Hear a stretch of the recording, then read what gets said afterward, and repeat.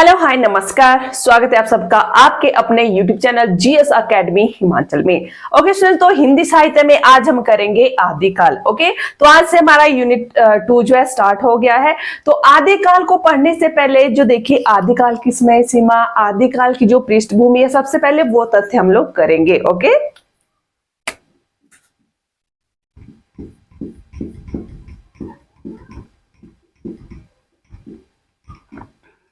तो जो आदिकाल का जो समय है, आदिकाल का समय संवत 1050 से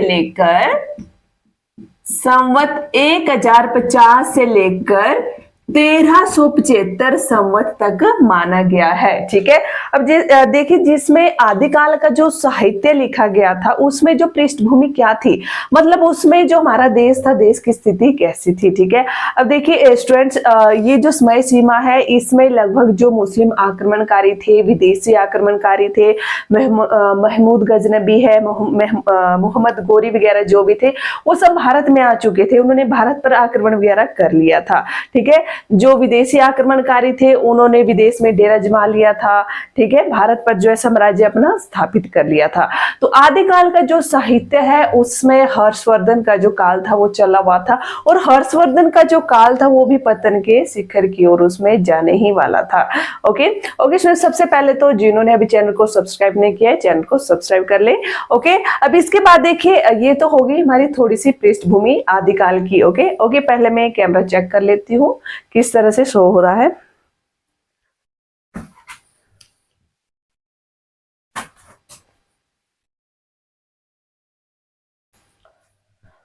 ओके स्टूडेंट्स, तो आदिकाल में हम लोग देखिए कौन कौन से साहित्य पढ़ने वाले हैं। तो आदिकाल में सबसे पहले देखिए सिद्ध साहित्य होगा, सिद्ध साहित्य। ठीक है, दूसरे नंबर पर आ जाइए नाथ साहित्य,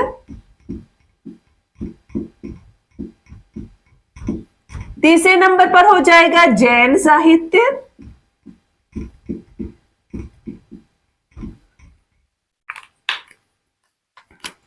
चौथा हो जाएगा अपभ्रंश साहित्य,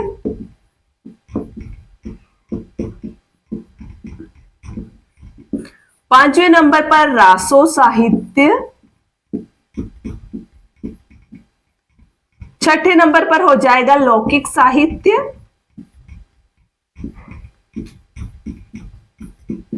व गद्य साहित्य हम लोग पढ़ेंगे। ठीक है, ओके तो ये है हमारा आदिकाल का। तो पृष्ठभूमि हम लोगों ने सबसे पहले देख ली।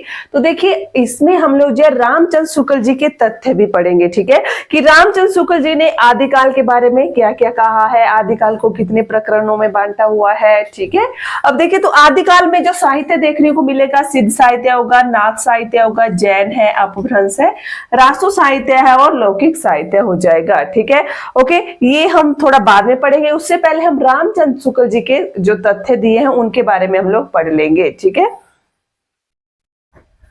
क्योंकि रामचंद्र शुक्ल जी के जो तथ्य हैं एग्जाम में पूछे जाते हैं। तो सबसे पहले हम देखेंगे कि उन्होंने आदिकाल का विभाजन किस तरह से किया है, आदिकाल में प्रकरण किस तरह से उन्होंने रखे हुए हैं। ठीक है,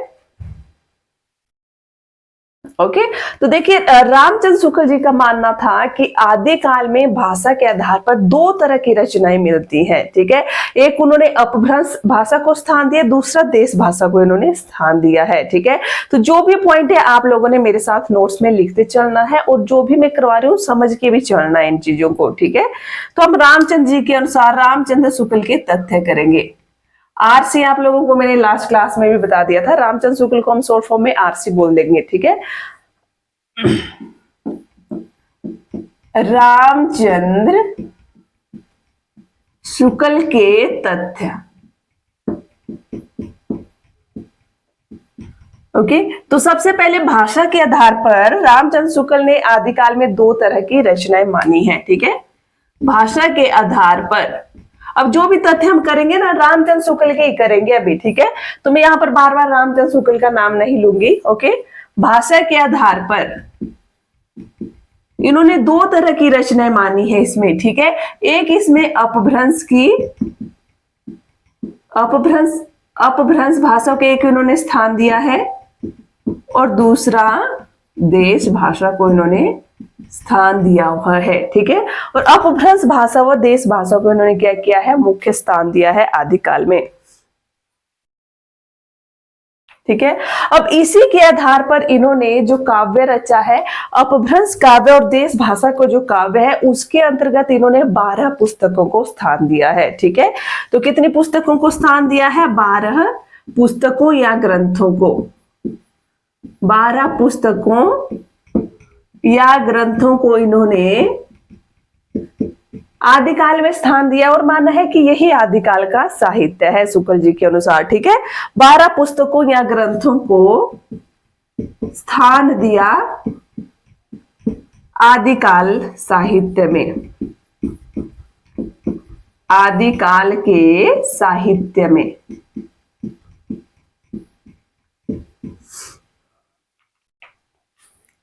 ओके, अब चलिए इसमें लिखेंगे वो 12 पुस्तकें कौन कौन सी हैं, ठीक है। अब इनको इन्होंने भाषा के आधार पर ही बांटा हुआ है, ठीक है। तो इसमें 4 पुस्तकें अपभ्रंश की हो जाएगी और जो नेक्स्ट बच जाएंगी वो किस चीज की हो जाएंगी, देश भाषा की हो जाएंगी, ठीक है। तो अपभ्रंश काव्य कौन कौन सा है, देखिए अपभ्रंश भाषा का काव्य, तो इसमें इन्होंने 4 पुस्तकों को स्थान दिया है, ठीक है। एक है इसमें विजयपाल रासो, दूसरा है इसमें हमीद रासो, हमीर कई जगह हमीद दिया हुआ है, ठीक है, हमीर रासो, कीर्तिलता और चौथे नंबर पर हो जाएगा कीर्ति पताका। ओके, ये आ गई अपभ्रंश में। अब देखिए मैं रामचंद्र शुक्ल जी का तथ्य जो करवा रही हूँ ना, क्योंकि जो भी PYQs है, चाहे LT का है, PST का है, टेट है, चाहे नेट या सेट है, ठीक है, उनके आधार पर ही मैंने जो चेक किए पीछे का जो स्टडी मटेरियल जो क्वेश्चन चेक किए, तो उसमें जिस तरह से क्वेश्चन पूछे गए थे, किस तरह से आता है, कहाँ से आता है, क्या क्या आता है, तो उस आधार पर रामचंद्र शुक्ल जी के तथ्य करवाना बहुत ही जरूरी है आप लोगों को, ठीक है। तो आप लोगों ने हर एक चीज स्टूडेंट्स, कुछ भी वीडियो को बिल्कुल भी स्किप मत कीजिए। अगर आप लोग मेरे साथ जुड़े हैं तो आप लोग मेरे साथ जुड़िए, एंड तक जुड़िए, ठीक है, क्योंकि मैं आप लोगों का हिंदी साहित्य का पूरा सिलेबस कवर करवाने वाली हूँ। ऐसा नहीं आज एक जगह देख रहे हो कल दूसरी जगह देख रहे हो, हाँ दूसरी जगह आपको अच्छा लग रहा है वहां देखो, पर जहां भी देख रहे हो कंटिन्यूटी में एक ही जगह पर रखिए खुद को, वहीं पर ही अपनी तैयारी कीजिए, ठीक है। अब देखिए विजयपाल रासो है, अपभ्रंश में हमीर रासो है, कीर्तिलता है और कीर्ति पताका है, ठीक है। अब देश भाषा में कौन कौन से हो जाएंगे, देश भाषा काव्य में, देश भाषा काव्य को जो है वीर गाथात्मक काव्य भी कहा जाता है, ठीक है, वीर गाथात्मक काव्य भी इसको कहा जाता है। तो इसमें देखिए कौन कौन से ग्रंथ हो जाएंगे, 4 तो ऊपर हो गए ना, ओके। तो इसमें देखिए आ जाएगा विशल देव रासो, विशल देव रासो, परमपाल रासो, ठीक है। नेक्स्ट इसमें आ जाएगा पृथ्वीराज रासो, पृथ्वीराज रासो, नेक्स्ट है खुमान रासो, खुमान रासो, ठीक है। और नेक्स्ट आ जाएगा इसमें जय मयंक जस चंद्रिका, जय मयंक जस चंद्रिका, ठीक है। 10वें नंबर पर आ जाएगा जय चंद्र प्रकाश, जय चंद्र प्रकाश। 11वीं जो पुस्तक है विद्यापति पदावली, विद्यापति पदावली, ठीक है। और 12वें पर आ जाएगा खुसरो की पहेलियां, खुसरो की पहेलियां। ओके, तो इन 12 ये जो भी 12 ग्रंथ है, जो 12 पुस्तकें हैं, शुक्ल जी ने केवल इन्हीं को ही आदिकाल में स्थान दिया हुआ है। ठीक है, अब देखिए, और इन्हीं के ही आधार पर ही शुक्ल जी ने आदिकाल को वीर गाथात्मक काल नाम दिया है। ठीक है, तो आदिकाल का नामकरण शुक्ल जी ने क्या रखा है? वीर गाथात्मक काल। ठीक है, अब देखिए, जो विद्यापति पदावली है, खुसरो की पहेलियां हैं, और जो विशल देव रासो है, विशल देव रासो, इन तीनों रचनाओं को छोड़कर अन्य ये जो रचनाएं है ना, ठीक है, ये सारी क्या है? ये वीर गाथात्मक काल की रचनाएं है। जो है वीरों की रचनाएं हैं इसमें। ठीक है, इन्हीं के कारण ही शुक्ल जी ने क्या किया है? आदिकाल को वीर गाथात्मक काल नाम दिया है। अब कई बार पूछा जाता है कि वीर गाथात्मक रचनाओं के अंतर्गत शुक्ल जी की कौन सी रचनाएं नहीं आती है? तो ये तीनों नहीं आती है, विद्यापति पदावली, खुसरो की पहेलियां और विश्वदेव रासो। ओके,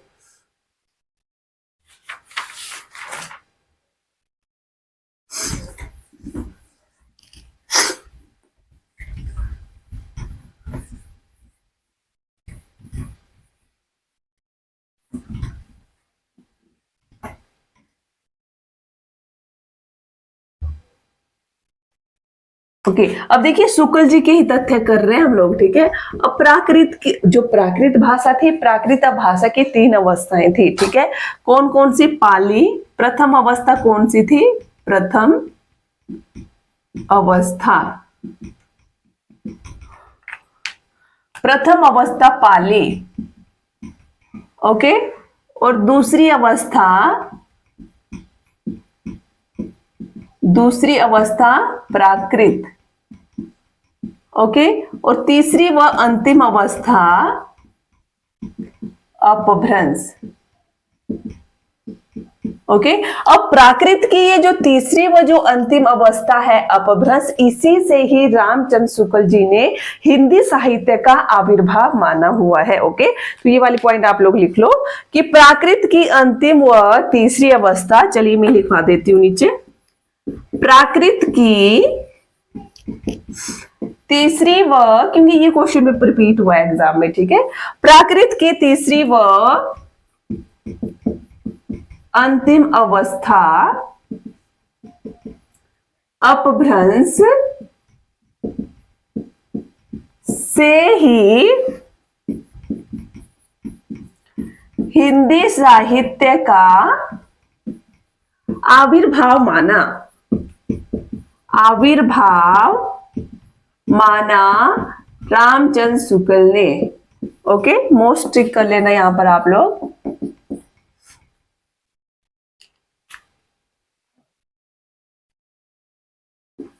ठीक है, अब इसके बाद जो पंक्ति थी वो इस तरह से देखिए, जिस तरह से प्राकृत कहने से,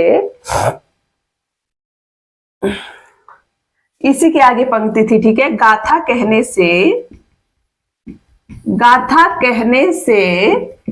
प्राकृत का बोध होता है, प्राकृत का बोध होता है, उसी तरह गाहा या गुहा कहने से। ओके, उसी प्रकार गाहा नहीं, सॉरी, दोहा या दुहा। ठीक है, उसी प्रकार दोहा या दुहा कहने से अपभ्रंश का बोध होता है। ठीक है, अपभ्रंश का बोध होता है। अब देखिए, प्राकृत भाषा थी, अपभ्रंश भाषा थी, उसमें शब्द के आधार पर बताया गया है। ठीक है, जिस तरह अगर हम गाथा शब्द कहेंगे तो गाथा कहने से क्या होगा? प्राकृत का बोध होगा, उसी तरह दोहा या दोहा कहने से अपभ्रंश का बोध होगा।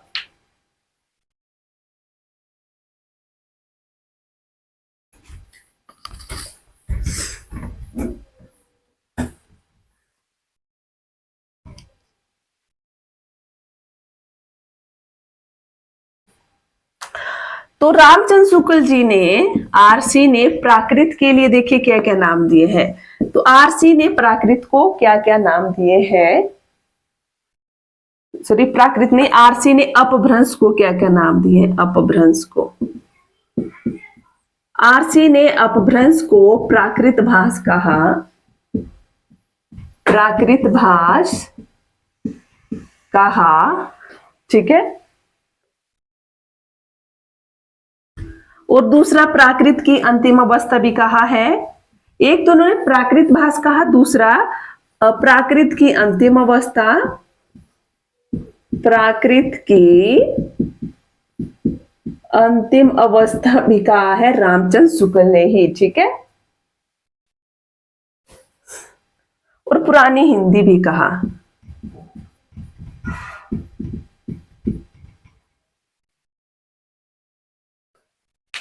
तो इन्होंने अपभ्रंश के लिए इस तरह के शब्दों का प्रयोग किया है। प्राकृत भास कहा, प्राकृत की अंतिम अवस्था कहा और पुरानी हिंदी भी कहा हुआ है रामचंद्र शुक्ल ने। ओके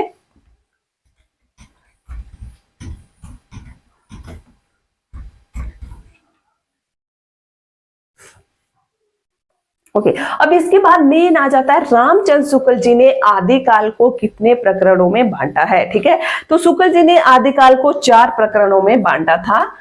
ओके आरसी ने 4 प्रकरणों में आदिकाल को बांटा, 4 प्रकरणों में बांटा, ठीक है, आदिकाल को। यहां पर भी मोस्ट टिक कर लेना क्योंकि यहां से भी क्वेश्चन पूछा जाता है किसी न किसी एग्जाम में, ठीक है। आरसी ने 4 प्रकरणों में बांटा है।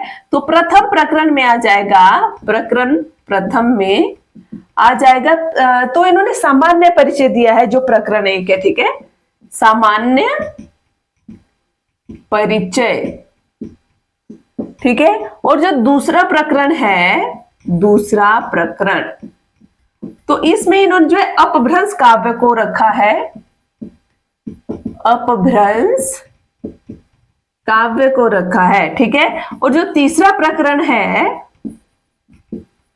तो तीसरे प्रकरण में देश भाषा काव्य को रखा है, देश भाषा काव्य को। और चौथा प्रकरण है इनका, चौथा प्रकरण, तो इसमें जो अन्य जो फुटकल रचनाएं हैं उनको इन्होंने स्थान दिया हुआ है, ठीक है। फुटकल रचनाएं, फुटकल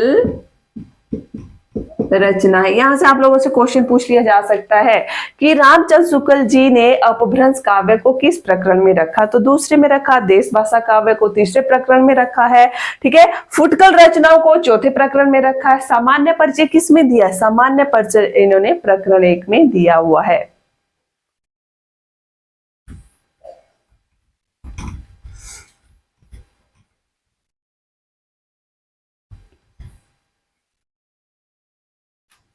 तो यहां तक हमने पढ़ लिए शुक्ल जी के तथ्य। आगे हम आदिकाल से संबंधित कुछ और मुख्य तथ्य हैं वो कर लेंगे। उसके बाद हम चलेंगे फिर सिद्ध साहित्य, नाथ साहित्य, जैन साहित्य, तो बारी बारी करके इनको हम लोग करेंगे उसके बाद। तो आदिकाल के मुख्य तथ्य, मुख्य तथ्य, तो सबसे पहले इसमें आ जाइए, देखिए, तो जो आदिकाल है, आदिकाल को ही शिशु काल या आरंभिक काल कहा जाता है। क्या हो जाएगा पहला, आदिकाल को ही, आदिकाल को ही शिशु काल या आरंभिक काल कहा जाता है।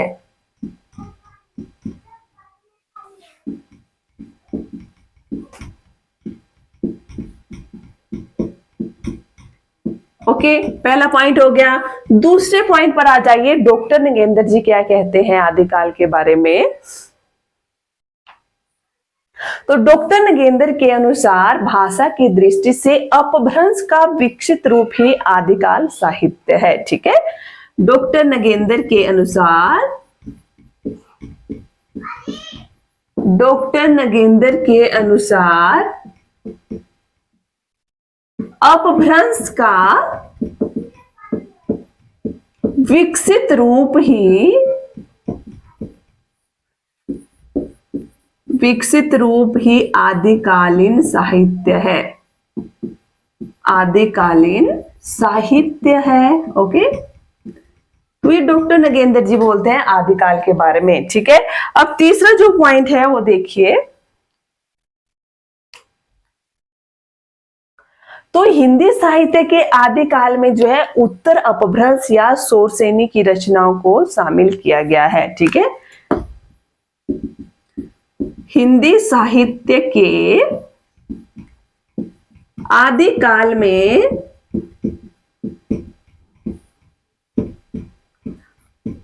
उत्तर अपभ्रंश, ब्रैकेट में शोर से नहीं लिख लेना, शोर से नहीं अपभ्रंश, ठीक है। हिंदी साहित्य के आदिकाल में उत्तर अपभ्रंश की रचनाओं को शामिल किया गया है, शामिल किया गया है। ओके,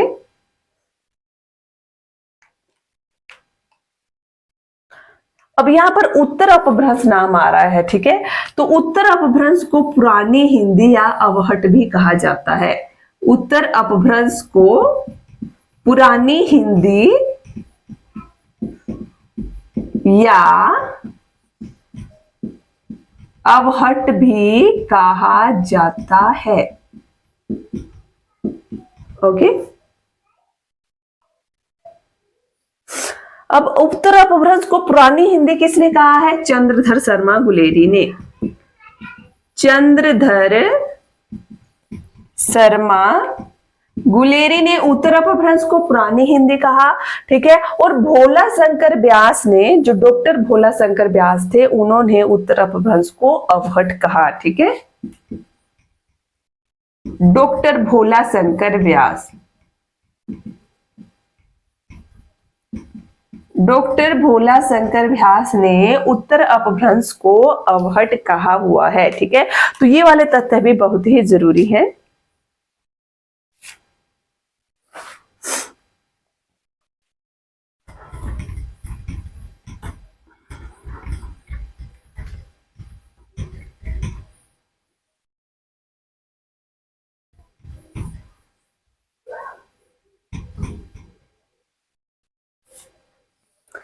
ओके, नेक्स्ट इसमें हजारी प्रसाद द्विवेदी क्या कहते हैं?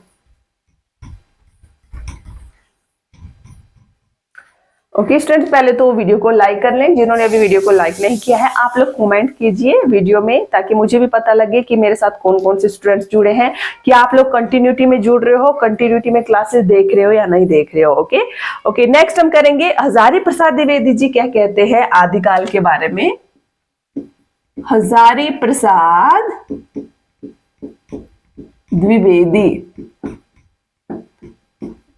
तो हजारी प्रसाद द्विवेदी ने आदिकाल को अत्यधिक विरोधों व व्याघातों का युग कहा, ठीक है।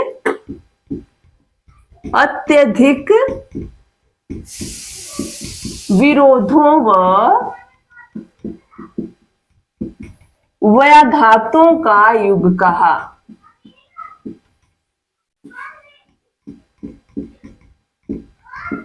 ठीक है, हजारी प्रसाद द्विवेदी ने आदिकाल को अत्यधिक विरोधों व व्याघातों का युग कहा हुआ है, ठीक है।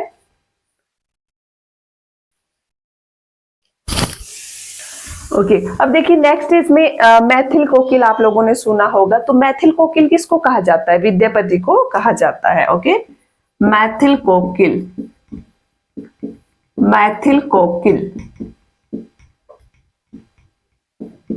किसको कहा जाता है? विद्यापति को, ठीक है। अभी क्वेश्चन पूछा जाता है कि ब्रज कोकिल किसे कहा जाता है? ब्रज कोकिल, तो ब्रज कोकिल कहा जाता है सत्यनारायण कविरत्न को। ओके, ये क्वेश्चन में पढ़ रही थी इसलिए मैंने यहां पर लिखवा दिया आप लोगों को कि मैथिल कोकिल किसको कहा जाता है? विद्यापति को कहा जाता है, ठीक है। और ब्रज कोकिल किसको कहा जाता है? सत्यनारायण कविरत्न को कहा जाता है। ओके स्टूडेंट्स, आज की क्लास में यही एंड कर रही हूँ। आई होप आप लोगों को मेरी कोशिश अच्छी लगी होगी। ओके स्टूडेंट, तो जिन्होंने अभी चैनल को सब्सक्राइब नहीं किया, चैनल को सब्सक्राइब कर ले, वीडियो को लाइक कर ले। ओके स्टूडेंट, मिलते हैं नेक्स्ट क्लास में। Tata bye bye.